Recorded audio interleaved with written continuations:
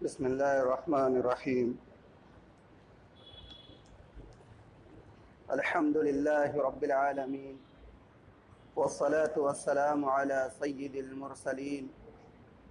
وعلى آلہ واصحابہ اجمعین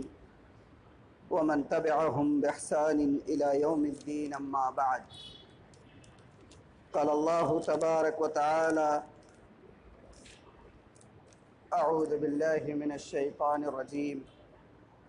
بسم اللہ الرحمن الرحیم من عمل صالحا من ذکر او انثى وهو مؤمن فلنحيينه حیاة طیبة ولنجزینهم اجرهم بأحسن ما كانوا يعملون وقال تعالى يا أيها الناس إنا خلقناكم من ذكر وأنثى وجعلناكم شعوبا وقبائل لتعارفوا إن أكرمكم عند الله أتقاكم إن الله عليم خبير صدق الله مولانا العظيم۔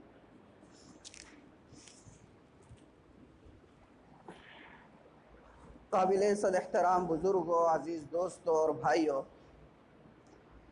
اللہ تبارک و تعالیٰ نے اس کائنات کو اور اس دنیا کو جو وجود بخشا ہے وہ مرد اور عورت دونوں کے اختلاط سے اللہ تعالیٰ نے اس کو زینت بخشا ہے۔ سب سے پہلے اللہ تبارک و تعالیٰ نے حضرت آدم علیہ السلام کو اپنے دست قدرت سے پیدا فرمایا، اور پھر حضرت آدم علیہ السلام کی تنہائی کو ختم کرنے کے لیے اور تنہائی کی وحشت کو ختم کرنے کے لیے اللہ تعالیٰ نے حضرت آدم علیہ السلام کی پسلی سے حضرت حوا علیہ السلام کو پیدا فرمایا، اور پھر ان دونوں کے اختلاط سے اللہ تعالیٰ نے اس پوری کائنات کو وجود بخشا۔ حضرت آدم علیہ السلام کو پیدا فرمایا، ان کی تنہائی کو ختم کرنے حوا علیہ السلام کو پیدا فرمایا، جنت میں دونوں کو ساتھ رکھا، دونوں ساتھ میں رہیں۔ جب اللہ نے حضرت آدم علیہ السلام کو دنیا میں نازل فرمایا، اتارا، تو اسی وقت اللہ تعالیٰ نے حضرت حوا علیہ السلام کو بھی ان کے ساتھ دنیا میں اتارا، اور دنیا میں آنے کے بعد دونوں کے اختلاط سے یہ پوری کائنات اللہ تعالیٰ نے اس کو وجود بخشا۔ اسی طریقے سے دنیا میں آنے کے بعد جو انسان ہے، یہ انسان معاشرتی زندگی گزارتا ہے،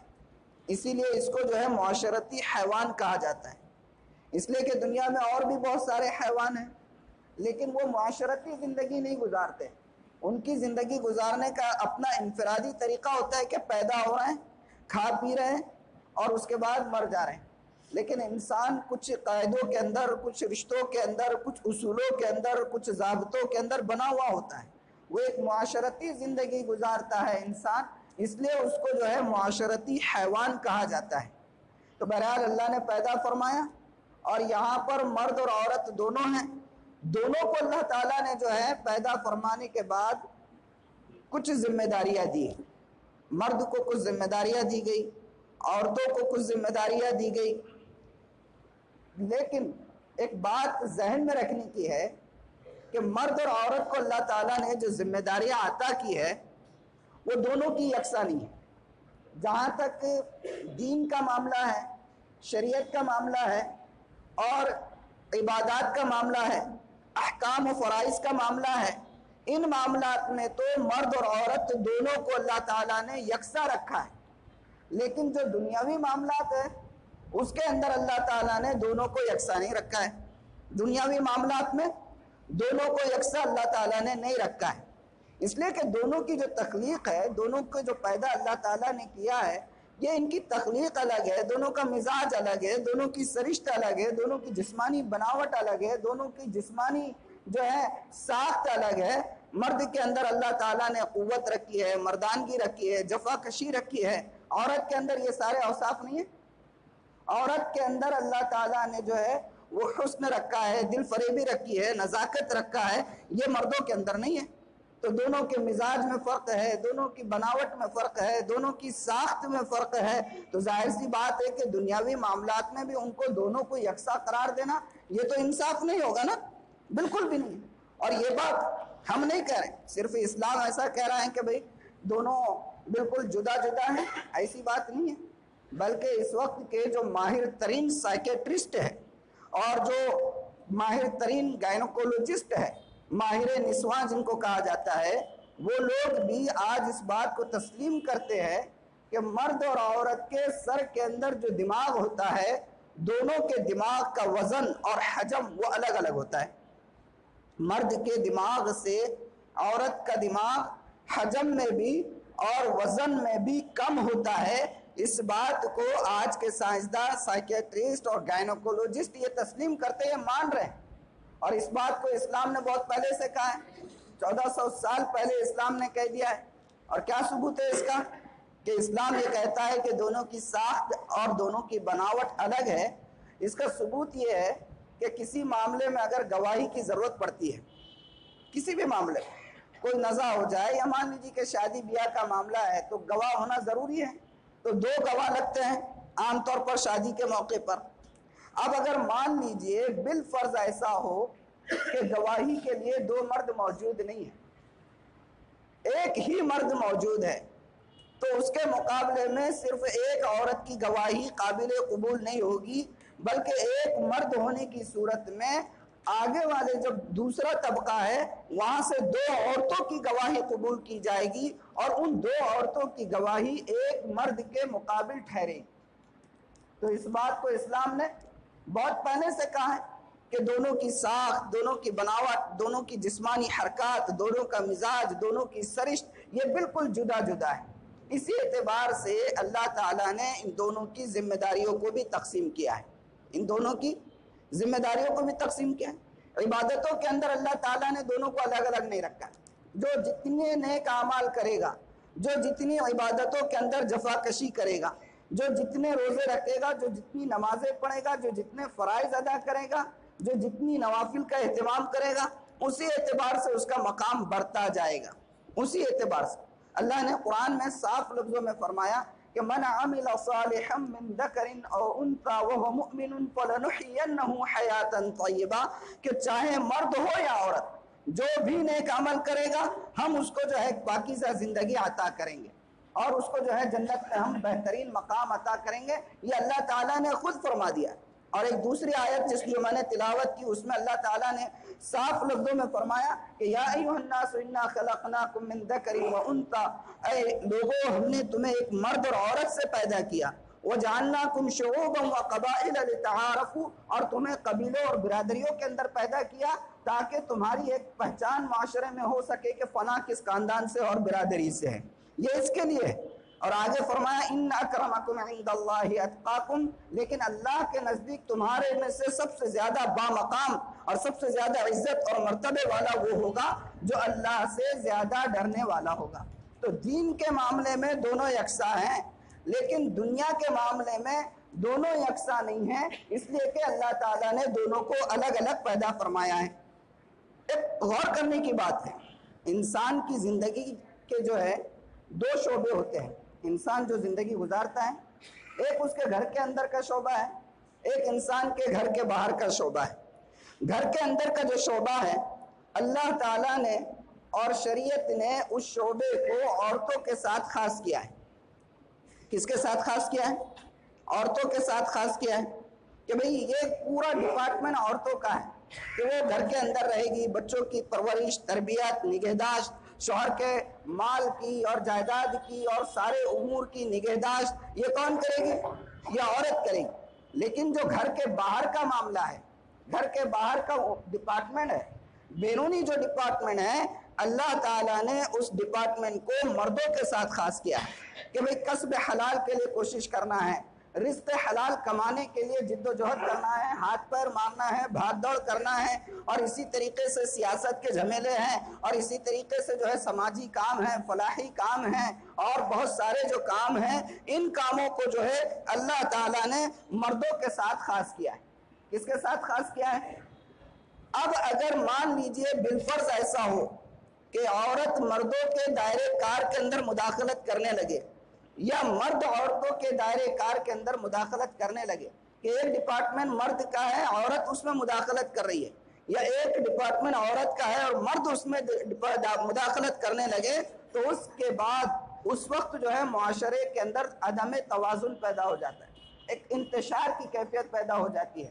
آج اس وقت پوری دنیا کا آپ جائزہ لیجئے اور آپ دیکھیے کہ اس وقت جتنے فسادات ہیں اور جتنا بگاڑ معاشرے کے اندر آیا ہوا ہے، ان سارے بگاڑ کا اور اس سارے فساد کا آخر نتیجہ کیا ہے؟ یہ کیوں کر اسباب کیا ہیں؟ تو اگر آپ جائزہ لیں گے اور تجزیہ کریں گے تو یہ محسوس ہوگا کہ اس وقت جتنا فساد معاشرے کے اندر برپا ہے، بے حیائی کا فساد ہو یا ارتداد کا معاملہ ہو یا اسی طرح چوری ڈکیتی اور غصب، یہ ساری چیزوں کا آپ جائزہ لے لیجئے اور اس کا تجزیہ کیجئے تو آپ کو یہ بات سمجھ میں آئے گی کہ نتیجہ ہے اس بات کا کہ اس وقت معاشرے کے اندر عورت کو اس کے دائرے کار سے نکال کر مردوں کے دائرے کار میں داخل کر دیا گیا ہے یا نہیں ہے؟ اب بتائیے مجھے، آج اس وقت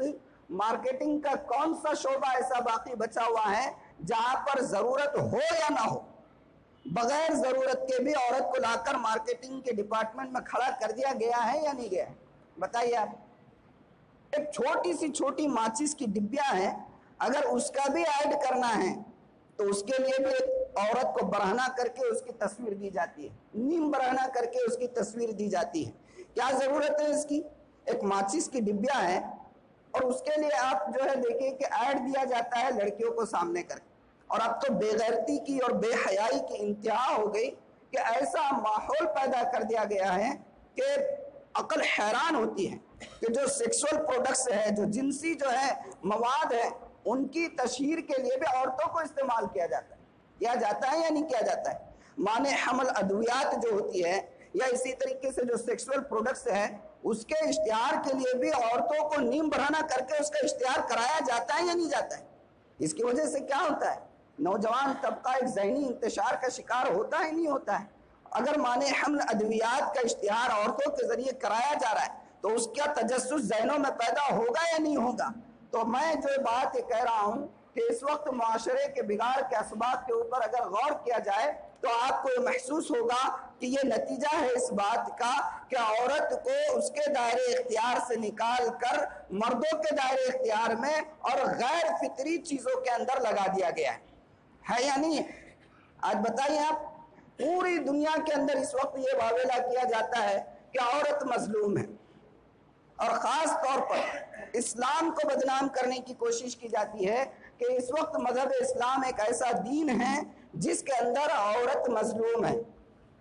یہ واویلا ہوتا ہے یا نہیں ہوتا ہے؟ عام طور پر ہمارے جو بچے اور بچیاں، لڑکے اور لڑکیاں اسکول اور کالجز کے اندر جو تعلیم پاتے ہیں، ان کے ذہنوں میں یہ زہر بھرا جاتا ہے کہ مذہب اسلام ایسا مذہب ہے جس کے اندر عورتوں کو بہت مظلوم رکھا گیا ہے۔ وہ کسی سے بات نہیں کر سکتی ہیں، وہ اپنی مرضی سے گھر کے باہر جا نہیں سکتی ہیں، وہ اپنی مرضی سے کاروبار کر نہیں سکتی ہے، وہ اپنی مرضی سے کسی کے ساتھ تعلقات کو قائم نہیں کر سکتی ہے۔ یہ چیز اس طریقے سے زہر بھرا جاتا ہے کہ نوجوان جب اپنی تعلیم ختم کر نکلتا ہے، بلکہ ختم کرنے سے پہلے نوجوان اپنے تعلیمی میدان کے اندر تعلیمی پیریڈ کے دوران ایک ایسا زہر اسلام کے خلاف لے کر میدان میں آتا ہے کہ جس کی وجہ سے فسادات کا ایک لمبا سلسلہ شروع ہوتا ہے۔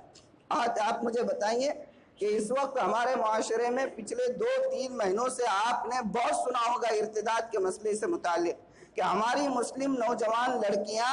غیر مسلم لڑکوں کے ساتھ وہ راہ فرار اختیار کرتی جا رہی ہے۔ ہو رہا ہے یا نہیں ہو رہا ہے؟ آپ نے بھی سنا ہوگا، اخبارات کی خبریں بھی آئی ہیں، اور اسی طریقے سے ہمارے جو علماء کرام ہیں اور مسلم دانشوران ہیں، اس معاملے پر وہ لوگ جو ہے یکجٹ ہو کر متحرک بھی ہوئے اور ان کو احساس بھی ہوا کہ یہ کیا ہو رہا ہے۔ اکثر مساجد میں اس موضوع پر بات بھی ہوئی ہے، بہت ساری وجوہات بیان کی گئی ہوگی اور آپ نے سنا بھی ہوگا، لیکن میں آپ کو ایک دوسرے زاویے سے بتانا چاہتا ہوں کہ آپ ذرا سا غور کریں کہ یہ نتیجہ کس بات کا ہے۔ یہ جتنا فساد ہے،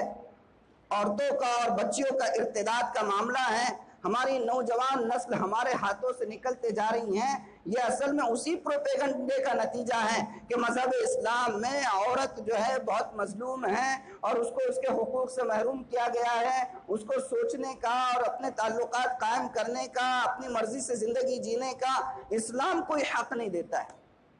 200 سال سے تقریباً گزشتہ 200 سالوں سے جو ہے پوری دنیا میں یہ واویلا مچایا جا رہا ہے، آزادی نسواں کا نام استعمال کیا جا رہا ہے، اور یہ آزادی نسواں کا فریب جو ہے سب سے پہلے کس نے دیا تھا؟ نپولین نے کہا تھا۔ نپولین نے کہا تھا کہ آپ مجھے 200 بہترین مائیں دیجئے، میں آپ کو جو ہے ایک بہترین معاشرہ آپ کو جو ہے بنا کر بتا دوں گا۔ اس نے ماؤں کا لفظ کہا تھا، لیکن دراصل وہ چیز وہ نعرہ تھا عورتوں کو جو ہے مادر پدر آزاد کرنے۔ اصل بات کیا ہے کہ یورپ اور امریکہ کئی صدیوں تک یہ لوگ جو ہے مذہبی پیشواؤں کے اور سیاسی رہنماؤں کے چنگل میں جو ہے قید تھے، اور ان لوگوں نے جب مذہب کا لبادہ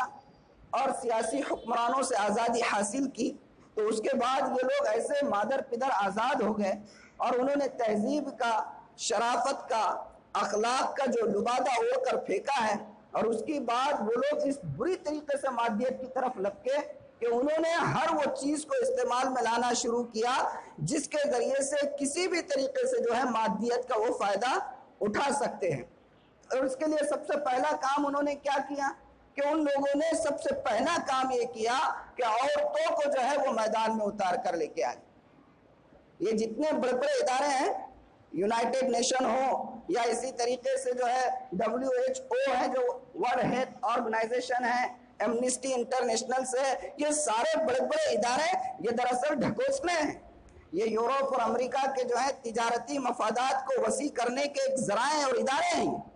یہ بڑے بڑی جو ہے پروڈکٹس کو میدان میں لے کر آ جاتے، پہلے ضرورت پیدا کی جاتی، بعد میں اس کے اعتبار سے پروڈکٹ تیار کرتے ہیں، اور اس پروڈکٹ کی کھپت کے لیے پھر ان کو عملہ چاہیے۔ عملہ جب مردوں سے فل ہو جاتا ہے تو اس کے بعد پھر ظاہر سی بات ہے کہ کسی ملک میں کوئی جو ہے پروڈکٹ وہ اتار رہے ہیں، اور وہاں پر ان کو اگر پروڈکٹ اتار رہے ہیں اس کی کھپت کرنا ہے تو عملہ چاہیے، اسٹاف چاہیے، مردوں کو لے لیں گے۔ اگر وہ صحیح اور قابل نہیں مل رہے تو اس کا نتیجہ یہ ہوتا ہے کہ بعد میں عورتوں کی اور لڑکیوں کی بھرتی کی جاتی ہے۔ یہ بڑے بڑے ادارے، یہ ساری اسی مغربی مادی سوچ کا نتیجہ ہے۔ آج مجھے آپ بتائیے، آپ جانتے ہوں گے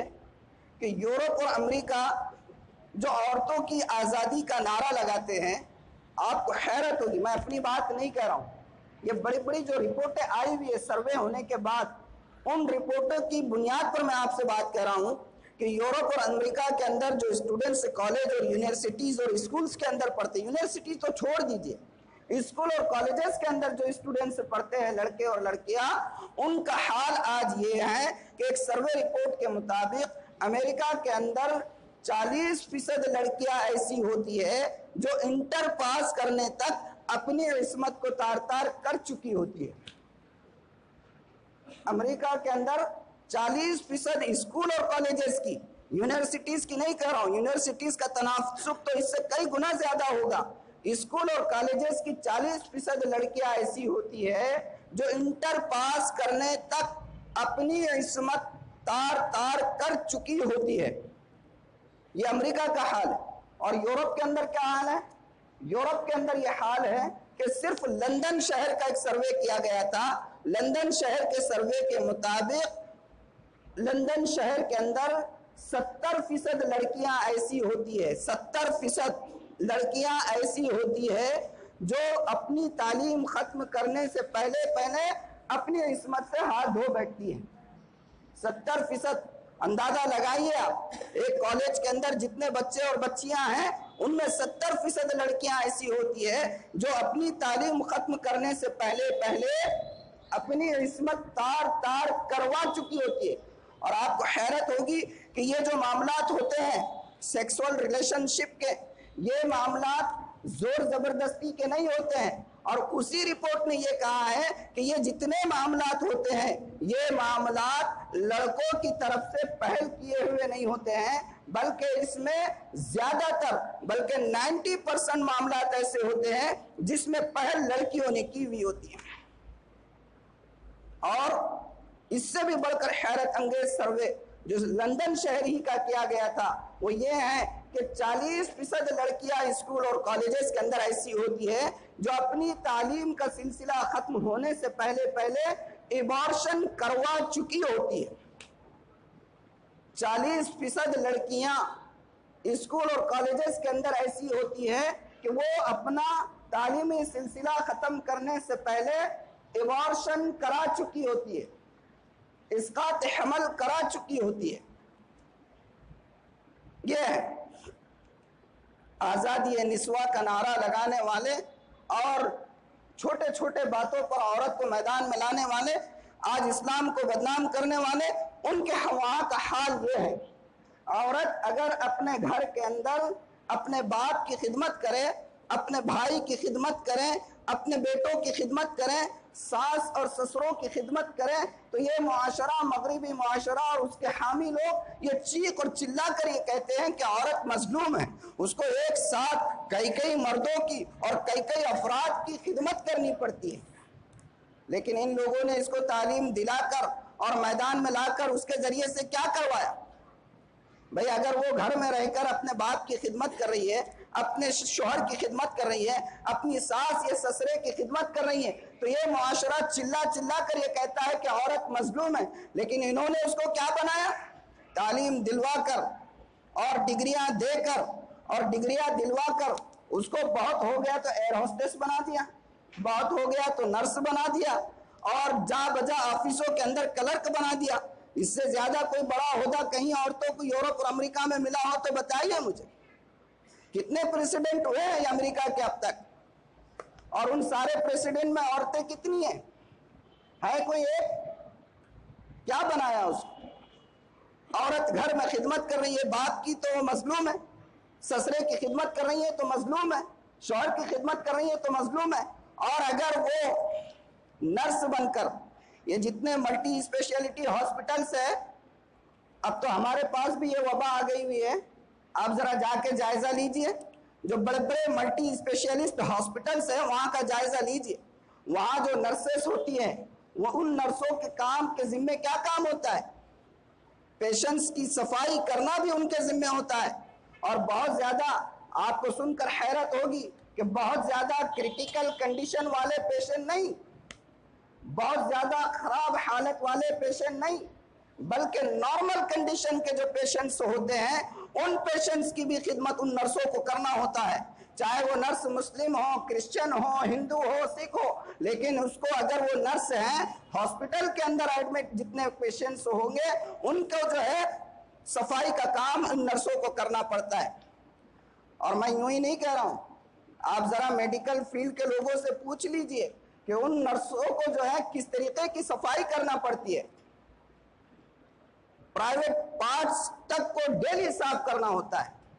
پیشنٹ کے پرائیویٹ پارٹس کو بھی ڈیلی ان نرسوں کو صاف کرنا پڑتا ہے. اور اگر وہ نہیں کری تو انتظامیہ کی طرف سے اس کے اوپر جو ہے ایکشن لیا جاتا ہے. کیا ہے یہ؟ گھر کے اندر جو ہے 1 سے 2 افراد کی خدمت کرے تو مظلوم ہے. ایئر ہوسٹس بن کر، بن سور کر اور پورے میک اپ کے ساتھ فلائٹ کے اندر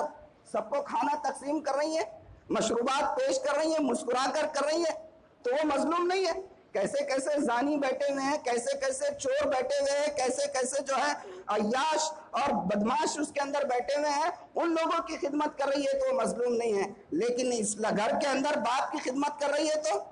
مظلوم ہے، ماں کی اور ساس کی خدمت کر رہی ہے تو مظلوم ہے. تو اصل چیز یہ ہے کہ جو جتنا بگاڑ ہم دیکھ رہے ہیں، ہماری بچیاں بھاگ رہی ہیں، ارتداد کا شکار ہو رہی ہیں، اور معاشرہ بگڑ رہا ہے، اور اسی طریقے سے عصمت محفوظ نہیں ہے. آئے دن آپ اور ہم اخبارات کے اندر اور سوشل میڈیا کے اندر جو دیکھتے ہیں کہ معصوم بچیوں کو جو ہے بالکل وحشیانہ انداز میں اور درندگی کے ساتھ ان کا شکار کر لیا جاتا ہے. ابھی پچھلے دنوں وہ آصفہ نام کا کیس سامنے آیا تھا، اور بھی ایسے کتنے کیسز ہوں گے. اور اب تو ایسا بھی سننے میں آ رہا ہے کہ چھوٹے چھوٹے بچیوں کو جو ہے دست درازی کرنے کے بعد، ختم کرنے کے بعد باریک باریک پیسے تک کر دیا جاتا ہے. یہ وحشیت، یہ بربریت، یہ کیا ہے؟ یہ کس چیز کا نتیجہ ہے؟ یہ نتیجہ ہے اس بات کا کہ ہم نے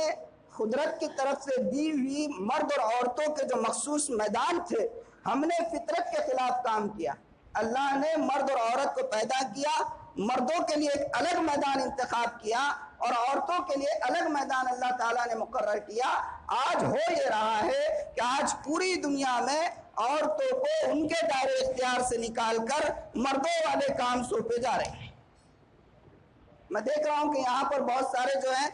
ایجوکیٹڈ لوگ بھی بیٹھے ہوئے، ہو سکتا ہے ٹیچر بھی ہوں گے، ہو سکتا ہے اور بھی بہت سارے طبقے کے لوگ ہوں گے. آپ یہ بتائیے کہ آپ جس فیلڈ میں بھی کام کرتے ہیں، آپ کسی کو بتانے کی ضرورت نہیں، اپنے گریبان میں جھانک کر دیکھ لیجئے کہ اگر آپ کے ڈپارٹمنٹ کے اندر کوئی لیڈی ہے تو کیا اس کو ہر روز اپنے کلیگز کی غلط نظروں کا سامنا نہیں ہوتا ہے؟ کیا اس کو ہر روز ان کے طعنے اور عشق بازی کے جملے سننا نہیں پڑتا ہے؟ کیا ہو رہا ہے؟ اور اسلام کے خلاف آواز اٹھا رہے کہ اسلام نے عورت کو مظلوم رکھا ہے، اس کے اندر مظلوم ہے. سچی بات یہ ہے کہ اسلام انسان کو جس نے پیدا کیا وہ اس کی نفسیات سے ہم سب سے زیادہ باخبر ہیں. جہاں تک عورتوں کا معاملہ ہے، میں نے جیسے بتایا پہلے کہ دین کی تعلیم وہ تو فرض ہے، طلب العلم فریضۃ علی کل مسلم، کہ دینی تعلیم کا حاصل کرنا یہ ہر مسلمان پر فرض ہے. اور مسلمان میں عورت بھی ہے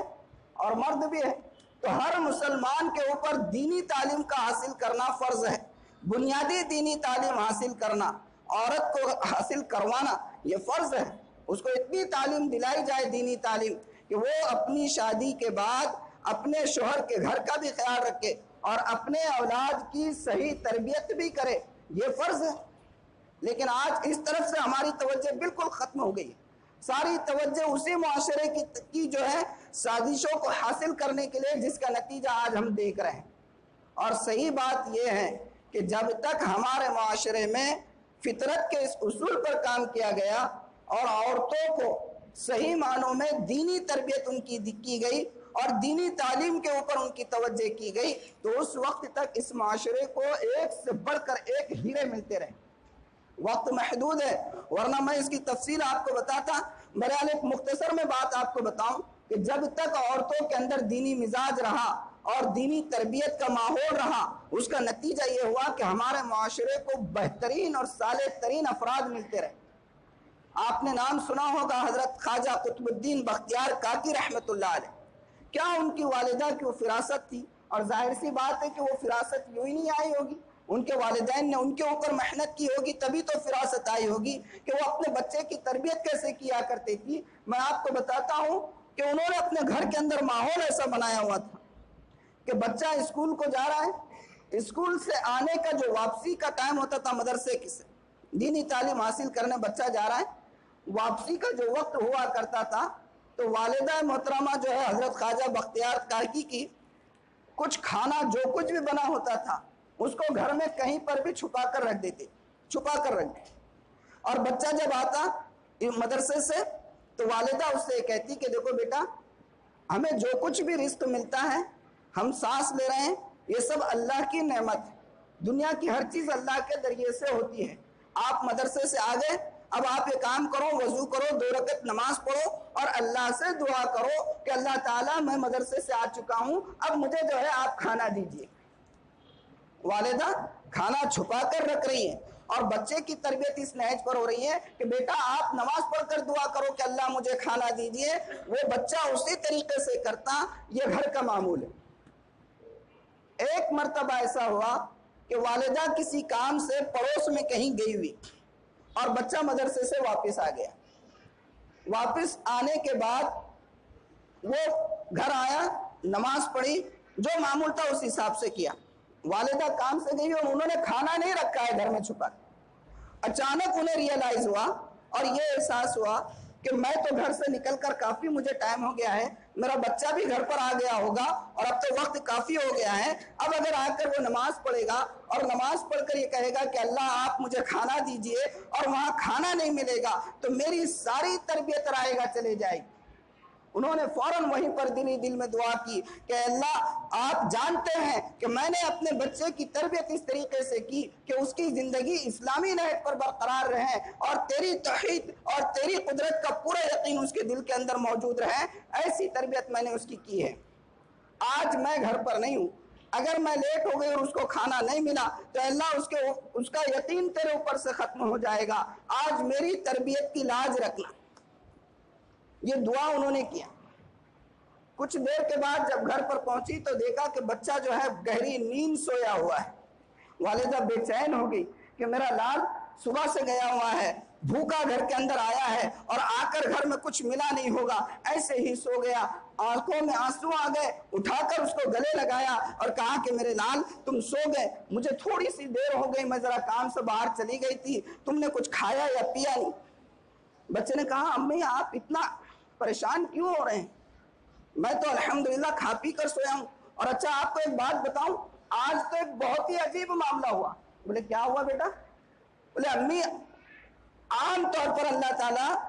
میرے دعا کرنے پر جو نعمت مجھے دیا کرتے تھے، آج اللہ تعالیٰ نے اس سے کئی گنا زیادہ اچھا اور لذیذ کھانا مجھے عطا فرمائے۔ بچہ آیا، اس نے نماز پڑھی، دعا کی اور دعا کے بعد گھر میں تلاش کرنا شروع کیا تو گھر کے ایک حصے سے اللہ نے جو ہے نعمت کا نظم کر دیا، بہترین قسم کا کھانا اس کو ملا اور اس نے وہ کھا کر سو گیا۔ یہ وہ بچہ ہے جس کو خواجہ قطب الدین بختیار کاکی کہتے ہیں۔ تو جب تک عورتیں اسلامی نہج کے اوپر اسلامی معاشرت اپنائے ہوئے تھی اور وہی نمونے کی تربیت اولاد کی کیا کرتی تھی تو معاشرے کو ایسے افراد ملا کرتے تھے۔ آج رونا رو رہے ہیں خالی ہم لوگ کہ بچیاں بھاگ رہی ہیں، ارتداد کا مسئلہ ہے، کالج، ساری چیزوں کا رونا روتے ہیں، اسباب پہ غور کرنے کی توجہ نہیں ہے کہ بھئی آج مجھے آپ یہ بتائیے کہ آپ کتنا بھی پڑھا لیجئے اپنی بچی، کرنا تو آخر اس کو گھر گرہستی ہے، آپ جو بنا لیجئے جتنا آپ لڑکیوں کی۔ میں ایک بات یہاں یہ واضح کر دوں کہ میں یہ جو کہہ رہا ہوں تو اس کا یہ مطلب ہرگز نہیں ہے کہ ہم عورتوں کی تعلیم کے خلاف ہیں، اور میں ہی نہیں، آپ کو کوئی بھی عالم دین عورتوں کی تعلیم کے خلاف نہیں ملے گا، لیکن آپ کو یہ بھی تو جاننا ضروری ہے کہ اسلام نے عورت کی تعلیم کے لیے، بچیوں کی تعلیم کے لیے، لڑکیوں کی تعلیم کے لیے کیا حد دی ہوئی، کوئی بارڈر ہے نہیں ہے، یا جو ہے ہمیں بھی یورپ اور امریکہ کی طرح مادر پدر آزاد ہو کر بس ایک دوڑ کے اندر اندھی تقلید کرتے ہوئے بھاگتے جانا ہے اور بچیوں کو اسی ریس میں لگانا ہے اور پھر اس کے جو نتیجے سامنے آ رہے ہیں تو پھر واویلا کرنا ہے؟ بچیاں بھاگ رہی ہیں، ارتداد کا شکار ہو رہی ہیں اور جو ہے شادی کے بعد دوسرے سے تعلقات ہو رہے ہیں اور شوہر کے دوسرے سے تعلقات ہو رہے ہیں اور راستوں میں جو ہے عصمتیں لوٹی جا رہی ہیں، درندگی کا مظاہرہ کیا جا رہا ہے، چھوٹی چھوٹی بچیوں کو شکار بنایا جا رہا ہے۔ کیوں ہو رہا ہے سب؟ بھئی ہم غور کریں گے یا نہیں اسباب کے اوپر؟ تو اس کے اوپر ہمیں غور کرنا ہوگا کہ اسلام نے عورت کی تعلیم سے منع نہیں کیا ہے، لیکن اس کے لیے ایک حد دی ہے، اس حد کو اپنائیے۔ مجھے آپ بتائیے، اسلام نے، میں نے جیسے پہلے کہا، دینی تعلیم کے اندر کوئی رکاوٹ نہیں، لیکن وہ بھی شرعی حدود کے اندر۔ دینی تعلیم بھی عورتوں کو شریعت نے دی ہوئی پابندی اور حدود کے اندر دلانا ہے، ورنہ اس کا نتیجہ بہت سارے دینی اداروں کی طرف سے بھی سننے میں آتا ہے نا، شیطان تو ہر جگہ ہے، خانہ کعبہ کے اندر بھی نظر بازی چلتی ہے، حج اور عمرہ پر جانے والوں سے پوچھئے آپ، کسی کی نیت پر شک نہیں کر رہا ہوں، لیکن ہر جگہ شیطان نے تو قسم کھائی ہے نا، اور اللہ نے مہلت دی ہوئی ہے۔ تو دینی تعلیم بھی شریعت کی دائرے کے اندر، شریعت کی حدود کے اندر رہتے ہوئے بچیوں کو دلانا ہے، تو دنیاوی تعلیم کا کیا معاملہ ہوگا؟ تو میں آپ کو ایک مختصر بات بتاؤں، وقت میرا ختم ہوتے جا رہا ہے، کہ جہاں تک ہمیں اپنے بچیوں کو دنیاوی تعلیم دلانے کا معاملہ ہے تو اس معاملے میں علماء کرام نے شریعت کی روشنی میں، قرآن اور حدیث کی اور اللہ کے رسول صلی اللہ علیہ وآلہ وسلم کے مبارک فرمان کی روشنی میں ایک حد بتائی ہے کہ عورتوں کو اس حد تک آپ کو تعلیم دلانا ہے۔ اب عورتوں کو تعلیم جو دلانا ہے اس کے دو طریقے ہو سکتے ہیں۔ پہلا طریقہ تو یہ ہے کہ دونوں کا system, education system totally different ہو، لڑکوں کا الگ ہو، لڑکیوں کا الگ ہو، لیکن وہاں پر نصاب جو ہوتا ہے، سیلیبس، وہ ایک جیسا ہو۔ عام طور پر جو اسکول ہوتے ہیں، عصری اسکول ہوتے ہیں، ان کا سیلیبس ایک جیسا ہوتا ہے۔ اس میں کچھ گنجائش نکلتی ہے لڑکیوں کی تعلیم کی، لیکن سارے سبجیکٹس کے اندر نہیں، اس لیے کہ بہت سارے فزیکل سائنس کے جو سبجیکٹس ہوتے ہیں اس کے اندر سیکس کی تعلیم بھی دی جاتی ہے، تو یہ اس تعلیم کی عورتوں کو ضرورت نہیں ہے۔ اسی طریقے سے مان لیجئے کہ جنگی مشق کی تعلیم ہے، عسکری تعلیم ہے، فوج کے اندر ٹریننگ کی تعلیم ہے، عورتوں کو دلا کر کیا کریں گے، ہے نا؟ تو سلیبس کے اندر گنجائش ہے الگ الگ سسٹم ہونے کی صورت میں۔ لیکن دوسرا طریقہ جو اس وقت پوری دنیا میں رائج ہے وہ کیا ہے؟ وہ ہے کو ایجوکیشن سسٹم، مخلوط نظام تعلیم۔ ایک ہی کالج کے اندر لڑکا اور لڑکی دونوں کو جو ہے ایک ہی سبجیکٹ کی، ایک ہی مضمون کی، ایک ہی الفاظ میں تعلیم دی جاتی ہے۔ مجھے آپ بتائیے کہ اللہ تعالیٰ نے انسان کے اندر، مرد اور عورت کے اندر ایک دوسرے کے لیے اٹریکشن پیدا کیا ہے، ایک دوسرے کے لیے کشش پیدا کیا ہے۔ پرائمری درجے تک تو ٹھیک ہے، سمجھ میں آتا ہے کہ بھئی چلو ایک ساتھ برداشت کر لیں گے، لیکن پرائمری درجے کے بعد اس کی گنجائش شریعت کی روشنی میں علماء کہتے ہیں کہ نہیں ہے، اور آج پوری دنیا میں یہی ہو رہا ہے اور اس کا نتیجہ سامنے آ رہا ہے۔ بہرحال جو گنجائش علماء نے قرآن و سنت کی روشنی میں عورتوں کی تعلیم کے لیے دی ہے، وہ دو تین فیلڈ ہے جس کی تعلیم دی جا سکتی ہے۔ نمبر ایک، تدریس کے لائن، ٹیچنگ فیلڈ جو ہے، ٹیچر بنانا ہے، کچھ کرنا ہے اسکول کے اندر، کالج کے اندر، تو ٹھیک ہے، اس کی گنجائش ہے، شریعت نے دی ہے کہ ایک پورے قوم کی معمار بن کر سامنے آ سکتی ہے، اس کو اس کی تعلیم دلائی جا سکتی ہے۔ لیکن اگر کوئی لڑکیوں کو انجینئرنگ کی تعلیم دلا رہے ہیں، کیا فائدہ ہے اس کا؟ اور بھی بہت سارے ہیں۔ ابھی آج کل تو بے غیرتی کی انتہا ہو گئی ہے کہ فیشن ڈیزائننگ کرا رہے ہیں اور دوسرے پتہ نہیں کیا کیا سب چیزیں آ گئی ہیں، اور گھروں کے اندر جو ہے باضابطہ دیواروں پہ مسلم معاشرے کے اندر جو ہے بورڈ لگ رہے ہیں۔ حیرت کی بات ہے۔ تو بہرحال ایک ٹیچنگ فیلڈ، اور دوسرا میڈیکل سائنس کے اندر، میڈیکل سائنس کی گنجائش علماء نے لکھا ہے کہ عورتوں کو، بچیوں کو پڑھایا جا سکتا ہے، اس لیے کہ اس وقت جو ہے، میں کسی کی تنقیص نہیں کر رہا ہوں، لیکن ایک اوورآل اگر مجموعی طور پر دیکھا جائے تو اس وقت ہمارے سماج اور معاشرے کا حال یہ ہوا ہے کہ پورے طبقوں میں، کسی خاص طبقے کی بات نہیں کر رہا ہوں، عام طور پر انسانیت ختم ہو چکی ہے، کوئی پیشہ اس سے محفوظ نہیں ہے۔ ہم لوگ جو ہے صرف رسومات کے عادی ہو گئے، ٹیچر ہے تو پیریڈ کا پابند ہے،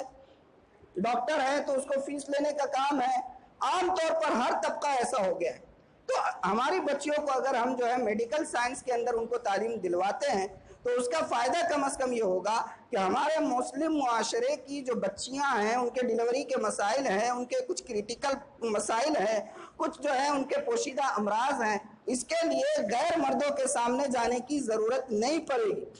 اگر لڑکیاں ہماری میڈیکل سائنس کی تعلیم حاصل کرتی ہیں۔ مگر یہ جو تعلیم ہے، اس تعلیم کے لیے بھی علماء نے بہت سختی سے کہا ہے کہ اس کی بھی کچھ حدیں ہیں،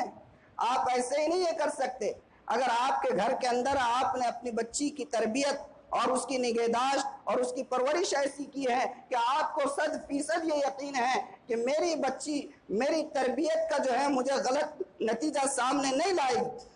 تب، کیونکہ آپ جانتے ہیں کہ جو میڈیکل سائنس کرتے ہیں، ہو سکتا ہے آپ میں سے یہاں کوئی میڈیکل سائنس، جو میڈیکل لائن کے لوگ بیٹھے ہوئے ہیں، آپ ان سے پوچھئے کہ ان کو جو میڈیکل سائنس کرنے کے بعد بھی جو ڈگری دی جاتی ہے، وہ ڈگری صرف تھیوری کی بنیاد پر نہیں دی جاتی ہے، بلکہ ڈگری حاصل کرنے کے لیے تھیوری کے ساتھ ساتھ پریکٹیکل بھی کروایا جاتا ہے۔ ایک لیبارٹری ہے، لیب کے اندر جو ہے ایک نعش رکھی جائے گی، ان کے لیے وہ سبجیکٹ ہوتا ہے، اور اس سبجیکٹ کو بتانے کے لیے، اس کو اینالائز کرنے کے لیے، ڈیڈ باڈی کو اینالائز کرنے کے لیے اسٹوڈنٹ ساتھ میں کھڑے ہوتے ہیں، لڑکا بھی ہے، لڑکیاں بھی ہیں، اور ٹیچر ہیں، وہ سب ایک ساتھ کھڑے ہوئے ہوتے ہیں، اور اس کو جو ہے انالائز کیا جاتا ہے، بتایا جاتا ہے کہ یہ آرگن ہے، یہ آرگن ہے، اور یہ پارٹ ہے، اور یہ پارٹ کے یہ اعمال ہے، اور یہ آرگن کی یہ صفات ہے، اس کی یہ خاصیت ہے۔ اب آپ مجھے بتائیے کہ لیبارٹری کے اندر ڈیڈ باڈی سبجیکٹ کے طور پر رکھی گئی ہے، سامنے لڑکا اور لڑکی دونوں ہیں، اور اگر مان لیجئے کہ کسی لڑکے کی جو ہے باڈی کو انالائز کیا جا رہا ہے تو وہاں لڑکیاں بھی کھڑی ہیں، ساتھ میں لڑکے بھی ہیں، پرائیویٹ پارٹس کی بھی جو ہے کو انالائز کیا جا رہا ہے، فرشتے تو ہیں نہیں اور دل سینے سے نکال کر تو آئے نہیں، تو کیا وہاں پر یہ ساری چیزیں بتاتے وقت ایک دوسرے کی طرف نظریں اٹھیں گی نہیں؟ اور کیا گارنٹی ہے کہ وہاں سے نکلنے کے بعد ان سارے تجسسات کو آپس میں ڈسکشن نہیں کرتے ہوں گے، اور پھر اس کے بعد وہ ساری چیزیں جو ہے ذہن کے اندر ایک انتشار پیدا نہیں کرتی ہوں گی؟ تو یہ بہت ساری چیزیں ہیں، ان کا خیال کرنا ضروری ہے۔ علماء نے کہا ہے کہ ٹیچنگ فیلڈ اور اسی طریقے سے میڈیکل سائنس کی جو فیلڈ ہے، اس کی جو اجازت دی گئی ہے وہ اجازت بھی اسی صورت میں ہے جب آپ کو یقین ہے کہ آپ کی تربیت 100% ایسی ہے کہ آپ کی تربیت جو ہے اپنا صحیح نتیجہ دکھائے گی، تب گنجائش۔ مگر آج آپ بتائیے کیا ہو رہا ہے؟ ایک اندھا دھن ہم لوگ بھاگے جا رہے ہیں، ایک ہوڑ ہے بھاگنے کی جس کے اندر ریس لگی ہوئی ہے، ہم اپنے بچیوں کو بھگا دے رہے ہیں، ٹیوشن کلاسز کو بچیاں اکیلی جا رہی ہیں، کوئی فکر نہیں ہے، موبائل دے دیا جا رہا ہے، گاڑیاں دے دی جا رہی ہیں، اور اس کے بعد نتیجے کے طور پر اس کو روتے بیٹھ رہے ہیں۔ بھائی سارے بگاڑ کے اسباب اور اپنے آپ کو برباد کرنے کے اسباب تو ہم نے دیے ہیں، کون دیا؟ آج مجھے بتائیے آپ، الحمدللہ اب تو یہ کہنا بھی جو ہے غلط ہے کہ باشعور طبقہ بیٹھا ہوا ہے، اس قدر یہ لعنت و موبائل کی وبا عام ہو گئی ہے کہ باشعور ہونا بھی ضروری نہیں ہے۔ اب تو باشعور ہونا بھی ضروری نہیں، کوئی چیز سرچ کرنا ہے تو اتنے ہوشیار ہو گئے کہ سیدھا نکال کے وائس جو ہے تو سرچ کر رہے، ٹائپ کرنا نہیں آتا ہے، آواز سے سرچ کر رہے ہیں یا نہیں کر رہے ہیں؟ تو اب یہ کہنا بھی بیکار ہے کہ بھئی باشعور طبقہ ہے اور آپ سمجھ سکتے نہیں، یہ وبا اس قدر عام ہو گئی۔ تو خدا را اس وقت اپنے معاشرے کا جو حال ہے، لڑکیاں جو بھاگ رہی ہے، بہت سارے اسباب ہیں، آپ 4-6 مہینے سے سنتے آ رہے ہیں۔ مجھے جب محسوس ہوا، مجھے یہاں بات کرنے کے لیے کہا گیا، تو یہ محسوس ہوا کہ بچیوں کی تعلیم کے حوالے سے کچھ بنیادی اور ضروری باتیں آپ کے گوشے گزار کی جائے۔ اگر اللہ تعالیٰ ہمیں کسی کو توفیق عمل دے دے اور اس کے ذریعے سے اس کی نسل میں صحیح اولاد صحیح اسلامی طریقے سے بن کر نکلیں تو اس کی بھی دنیا اور آخرت دونوں سنورے گی، اور معاشرے کو بھی جو ہے تو اس سے فائدہ ہوگا یا نہیں ہوگا؟ تو اس طرف توجہ دیں، اپنے بچیوں کا خاص خیال رکھیں۔ تعلیم کے لیے